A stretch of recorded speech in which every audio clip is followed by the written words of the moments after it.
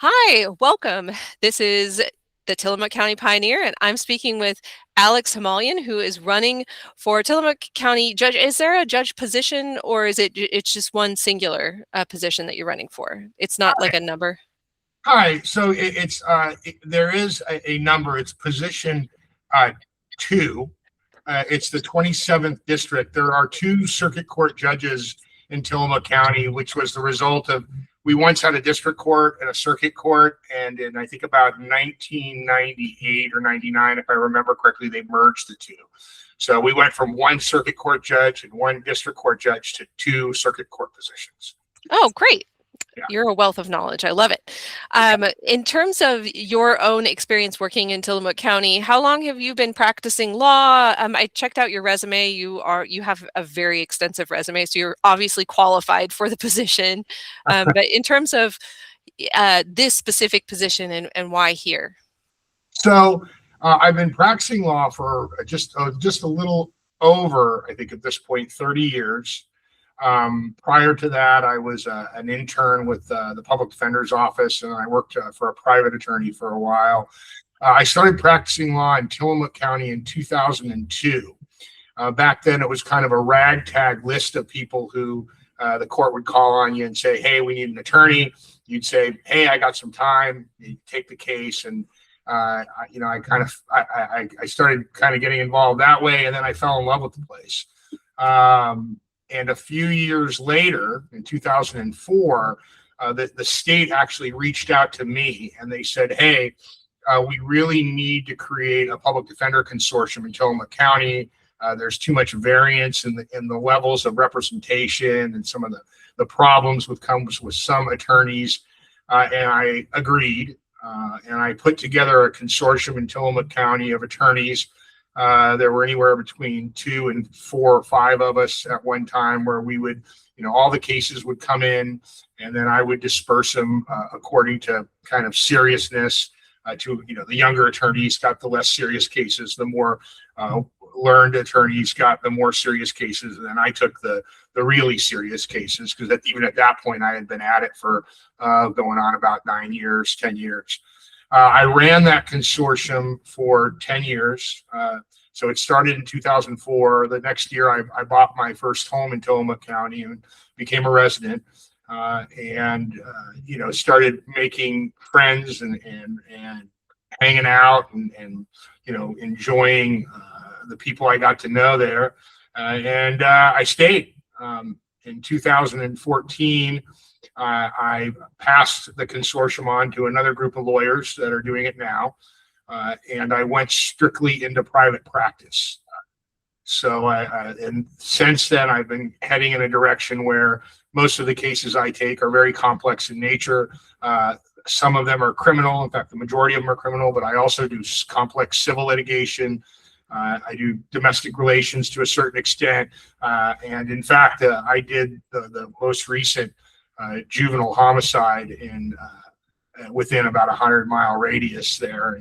And so I do kind of a little bit of everything, but usually I do the bigger complex cases. And I travel 2 states, Oregon and Washington. So sometimes I'm in Washington, sometimes I'm in Oregon.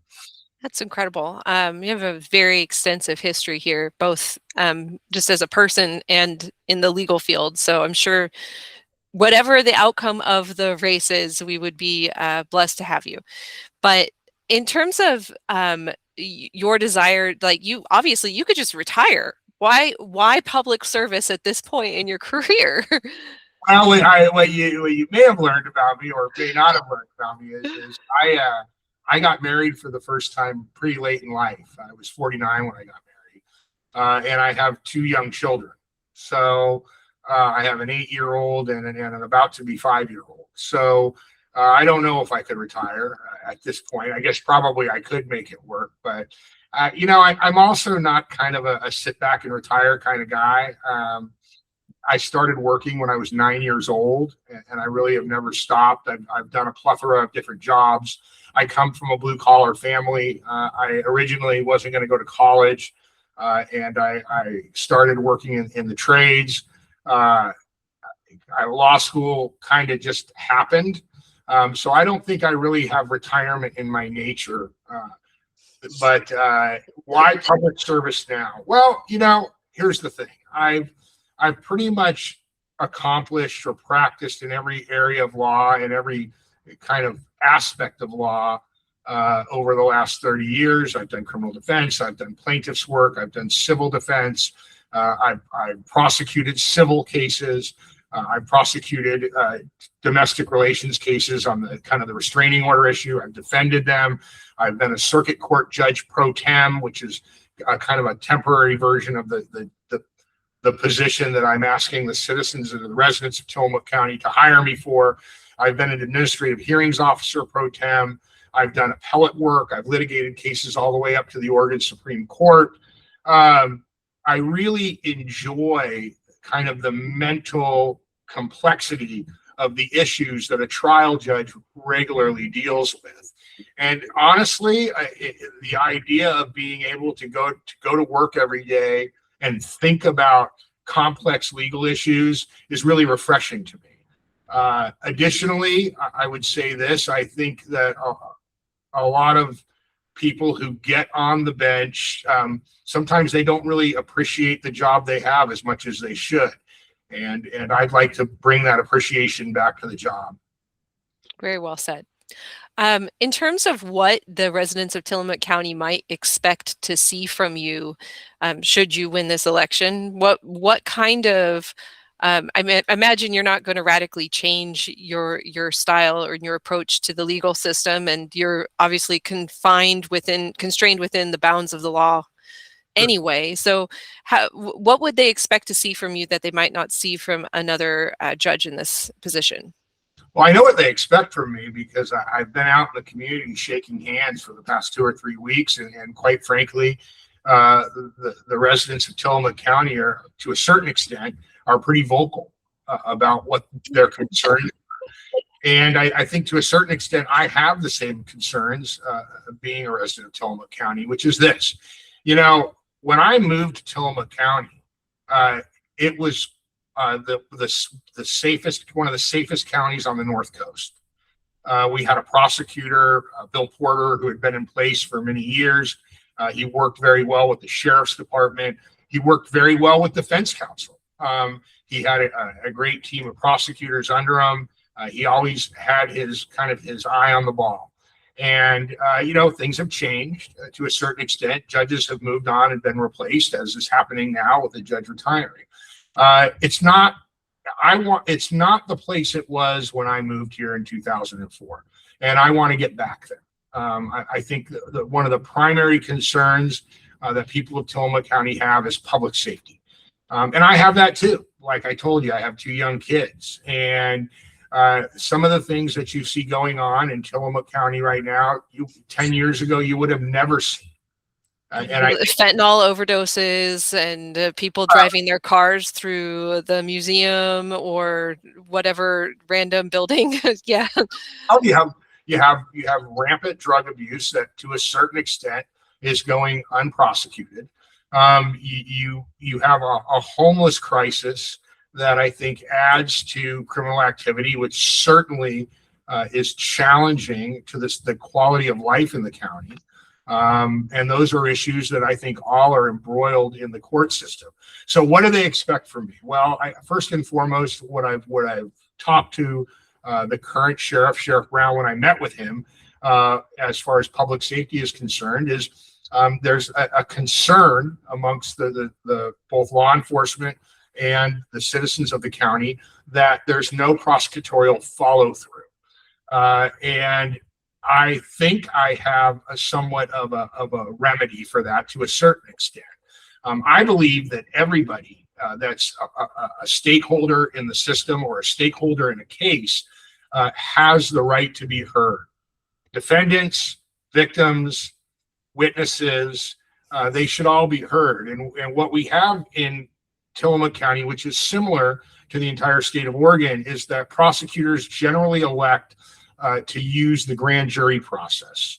It's quicker, it's less time consuming. The judges prefer it because they don't need to be in the grand jury hearing the case. They go in, they do an initial swearing, and then they kind of turn it over to the prosecutor's office. And there is a second process in Oregon for what's called binding cases over, or getting cases past the initial charging portion when they are felonies. It's called a preliminary hearing process, and it's like a little mini hearing. It doesn't have the complexity or the formality of a jury trial or a court trial, and it doesn't quite adhere strictly to all the rules of evidence, so it does adhere to some of them. And it allows the prosecutor to kind of put on one of their witnesses and get in an idea of what the evidence is. It allows the defense to be present and to listen to that. And if they choose to put on evidence, say there's a self-defense or a defense of others, they can put that information on for the benefit of the judge. They can choose, if they want, after consultation with their client and their client's waiver of their right to remain silent, they can put the accused on, and the accused can tell their side of the story. And then the judge can decide whether or not there's probable cause to carry the case over, or bind the case over, or true bill the case, for a jury to decide under the higher standard of proof beyond a reasonable doubt. And I'm willing to do those hearings. A lot of judges don't like to do them because it's a lot of work. But in Tillamook County, we're a small county, smaller than, say the counties along the I-5 corridor. And I think that people deserve their day in court. And I think victims especially are feeling like they're left out of the process. If they're lucky, they get a call. And the call says, hey, I know you were the victim of this crime. We've decided that we're not going to follow through with the prosecution. We know true billed it, or we know complained it. So sorry, if something changes, give us a call. And I don't think that is a adequate remedy or an adequate kind of excuse to people who have been the victims of crime. And I have some personal knowledge with that. You may know, if you did some background on me, that I was the victim of a pretty significant identity theft back in 2010, 2011. And, it might not have seemed like a big thing to people. And quite frankly, it's not like you're the victim of a person crime or something like that. But, I thought it was the end of the world at the time. And it took all but the last resource I had to work my way through it and work my way back. And if somebody had said to me at that time, we're going to let this go, we're not going to prosecute the guy that stole your identity and almost ruined your career, I think I would have been angry. And I'm sure people who are victims of crime in Tillamook County are a little angry that they're not getting the follow through that they expect when they pay their taxes and make that call and follow through with making a statement to law enforcement, so on and so forth. So I'm willing to do the preliminary hearings if the prosecutor is willing to have them in cases where they don't feel like a grand jury, for whatever reason, is an appropriate screening venue. Additionally, I know you probably have another question, but no, this is fantastic. I feel like I'm getting a crash course in law here. So please continue. Additionally, I believe truly that we have a therapeutic court in Tillamook. It's a treatment court, but it's used as kind of a one-size-fits-all court. Mental health, drugs, so on and so forth. I think we need to take advantage of the resources that are available to us, and I would do this if elected, to specialize these treatment courts to a certain extent. And when I say specialize, one of the flags I wave is I think that our military veterans, our combat veterans, who come back from serving our country with some issues related to what they've seen or what they've been exposed to, have the need for a type of veterans court that we don't offer in Tillamook County. And it's my position that if elected, I'm going to work my darndest to put a veterans court together for those specialized veterans that have served our country so diligently. They come back, and to a certain extent, that they must feel ignored. Maybe they get involved in the criminal justice system to a minor or maybe a semi-major extent. And I think that we need to address those underlying issues, because those people that find themselves tied up after they get out of the military, those are our neighbors. Those are the people that we welcome back and said, thank you for your service. But yet when that service has caused them a circumstance where they have issues that can be treated and need to be treated, I don't think it's right to say, yeah, well, if you have a see ya, you're on your own. we offer Yeah. these services to people who have drug issues, which is great. And we offer these services to people that have mental health issues, but you don't quite qualify. You don't have the right underlying mental disorder for us to take care of you. Right. Well, that's incredible. And I deeply appreciate that on a lot of levels. I think I want to make sure that we kind of touch back on a really important topic, both to me personally, but also to I know a lot of people within Tillamook County, and that is the increase in drugs, not just the marijuana. A lot of people, we know Tillamook County is very pro marijuana, but we're fentanyl, meth, these harder drugs that are killing people, that are killing children. And it's not, I don't know enough about how these drugs are getting into the county. All I hear is, oh, they're coming up I-5. Who and how? Is it one person? Is it a gang? Is it a network of people? I don't know. But all the above, right? That's terrifying. But at least from what I sort of understand is that you can have all the intentions in the world. You can have a great sheriff who will arrest. You have a good prosecutor. You can get the people who need treatment into treatment, and you can convict the people who are worthy of conviction. But if you run out of space to house the people, and how close are we to that problem specifically, where we can't actually jail the people who are committing the most egregious crimes? Well, to deal with the space issue first, it's my understanding that we have the space, though we may need additional jail deputies to man an additional pod or wing. And that's a financial issue that I would be happy to address if given the opportunity as the next judge of Tillamook County. As far as the drug problem is concerned, you're probably aware that I have a good bit of knowledge about that because of what I do for a living, right? So the two drug, well, all of the hard drugs, I kind of take marijuana out of that. It is a gateway drug to a certain extent, but if you're an adult and that's your thing, we've legalized it, and I just don't see that as being the problem as, say, methamphetamine or fentanyl or heroin or oxy or some of the other really dangerous drugs. I think at the top of that list is fentanyl and methamphetamine. I've personally seen what it. For the last few years, I was living in San Francisco, and I have people within Tillamook County who I would call friends who've lost children to it, unnecessarily so. I've heard so many people say over and over again that they've had somebody that they've lost, and it's terrifying because of how potent it is. So. Well, I don't know if the people who are maybe in the voting populace, because most people don't do fentanyl, they're not going to come across it in their everyday world, but I don't think they understand how dangerous it is, because there's what you get prescribed for back pain at the doctor's office, and then there's what it can be laced in marijuana that you might unknowingly smoke and will kill you. So I think that that's an important distinction in how that is going to be addressed specifically.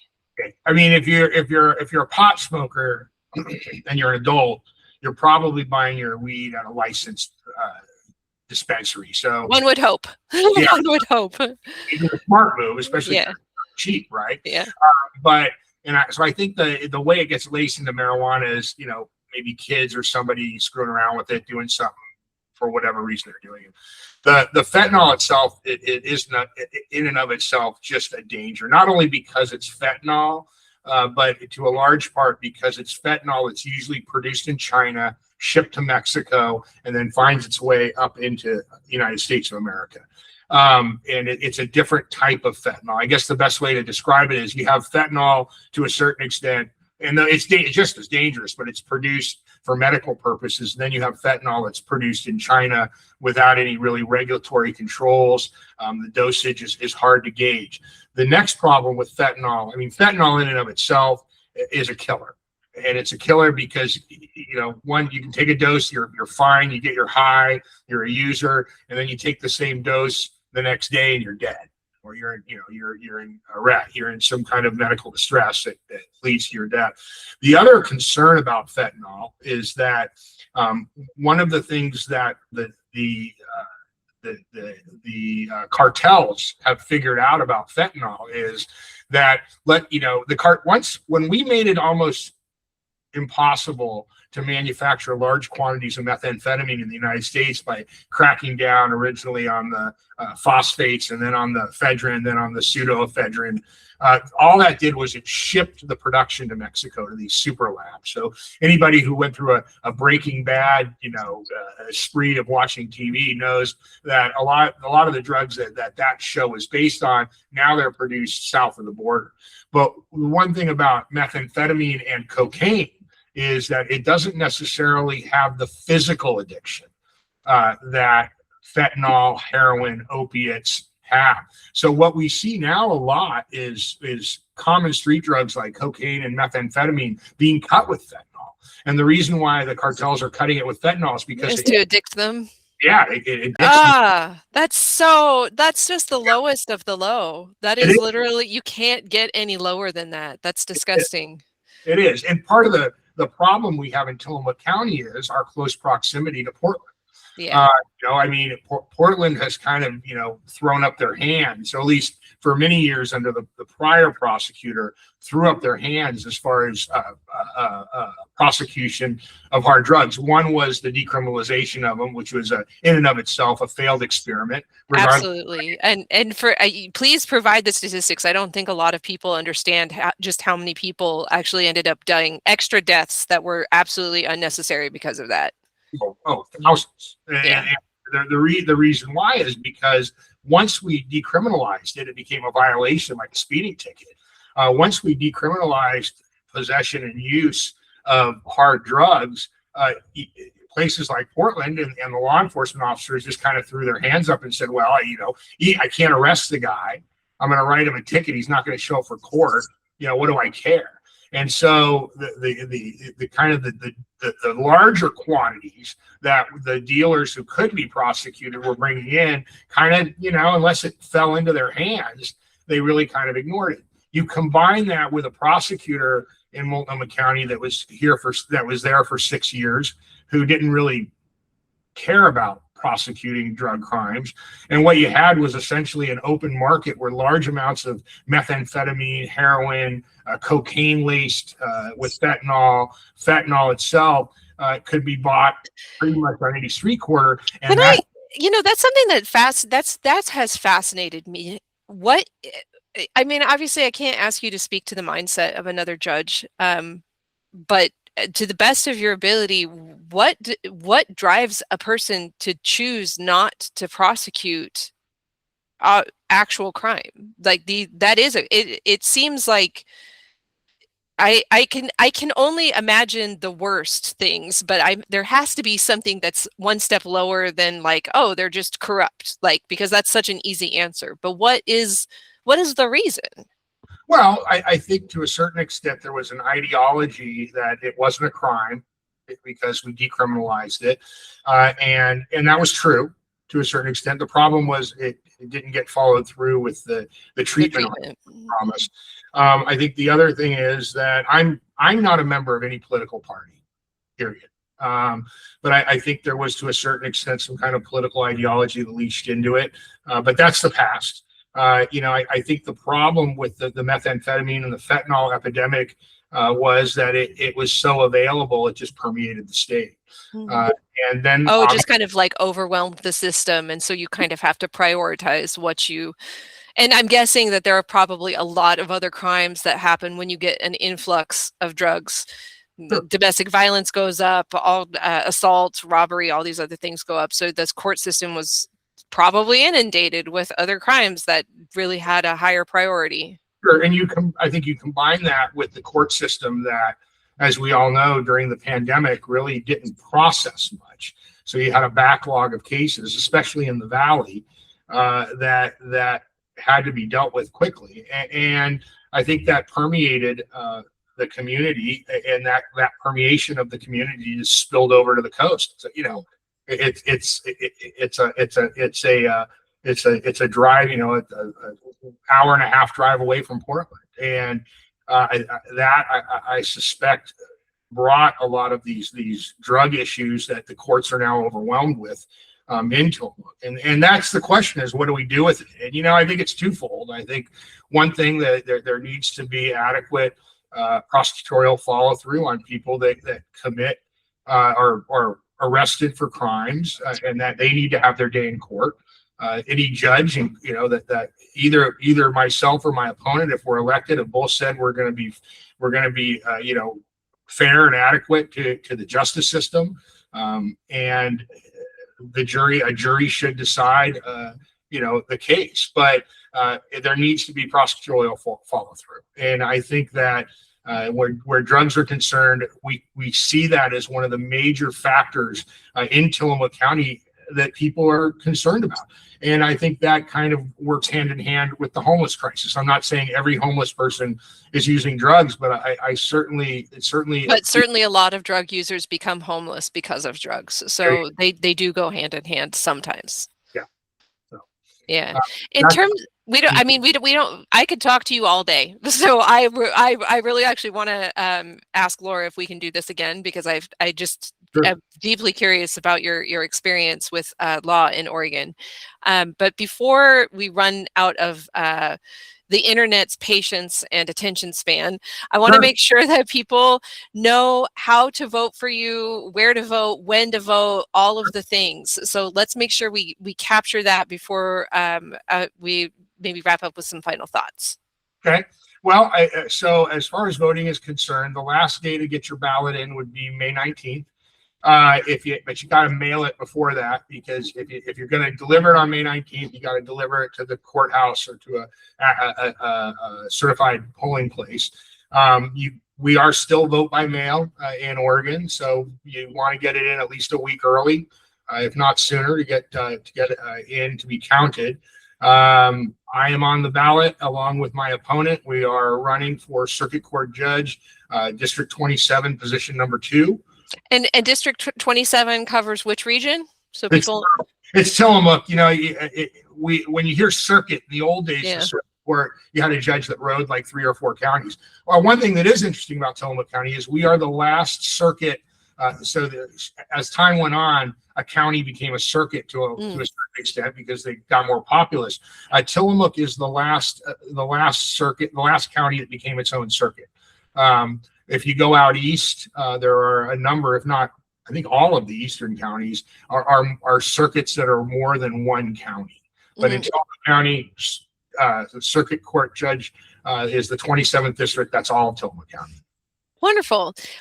Thank you so much, Alex, for this, I want to say enlightening, but also just very inspiring. Very inspiring. You've given me a lot of hope for this topic, just in general, conversation. And I'm going to leave our readers and our audience with, please check out the Tillamook County Pioneer.net. We have daily contributions from readers and writers around the county, including from people outside the county that travel. And you can find content like this on our YouTube channel. And we hope that you continue to come back. Thank you so much. Thank you. Bye-bye. All right, so I'll just stop, and then that'll